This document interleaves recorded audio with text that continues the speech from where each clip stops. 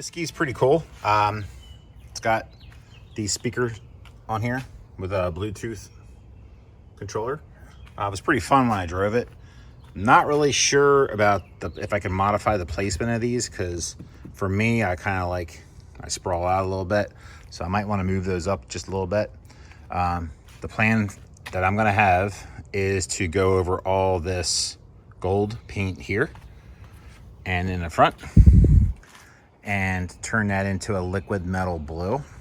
I'll probably do some flat black detailing inside the chrome up here. And then my plan also will be to polish up the wind visor, make that look like something that came out of the factory if I can. And then, I don't know, maybe we'll do like a rhino coating or something on the bumpers just to make these look more uniform. But again, my mission is to get mechanical things in order before I go any further with any of that stuff. All right, so we did our first cleanup after pulling out the engine.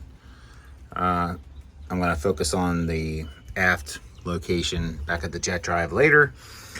But for now, what I'm trying to do is make sure I get the hull pretty clean.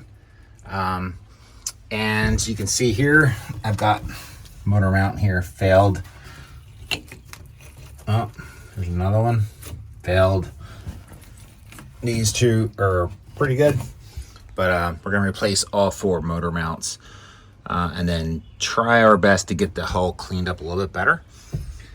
You can see here, this is what I was talking about with the clamps on the cooling system. This had water in the bottom of the hull from a leaking fitting on the engine. And these clamps, the hoses are fine. These clamps all have to get replaced because this is our opportunity to do so. So here's our old motor mount. I just busted these bolts out. And here's our new. The motor mounts that I got come with new hardware. And so what I did do is shoot down those holes once I busted the bolts out. I shot that with WD-40. I don't mess around with this stuff. I use impact guns when I'm taking bolts out on jet skis, and the reason for that is that extra shock. A lot of times that will break corroded fittings loose. I'll at least try to buzz these off initially to stop from breaking bolts. You can see the hardware here had a lot of salt and corrosion in it. So in my experience, you're more likely to break bolts if you're using a hand wrench than you are an impact to take it apart. I don't really do that for assembly. I use a torque wrench, but for taking things apart, impact guns are a great thing. So just to show you what I'm doing here, I'm gonna bust these guys out of here.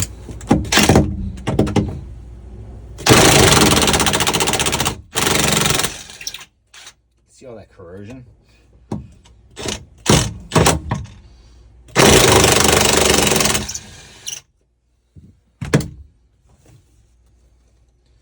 So motor mount comes out.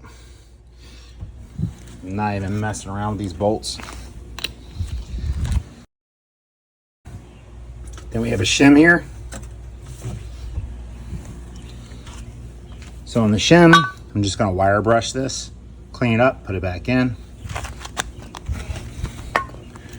And then the bow holes, I'm gonna hit these real quick. Not gonna go too crazy with this. Wire brush and a little bit of WD-40.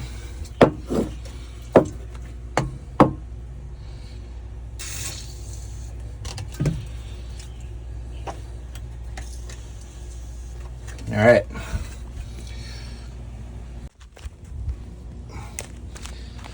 All right, I'm gonna try to do this one-handed so you can see I am putting Loctite, blue Loctite on each of the motor mount bolts.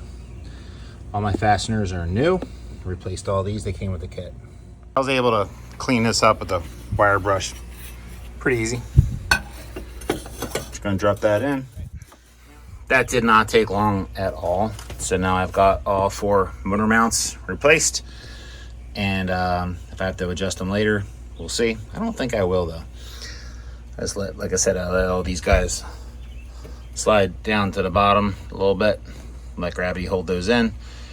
Put a little WD-40 in all threads because I don't know when the new engine's coming back. and I will focus on other things next.